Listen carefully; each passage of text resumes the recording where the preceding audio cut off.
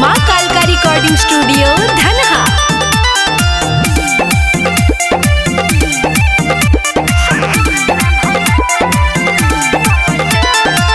कितना सुंदर लागो तारू, कितना सुंदर चीज बा, के कराला जो गवले बारू, भइल मन बदतमीज बा।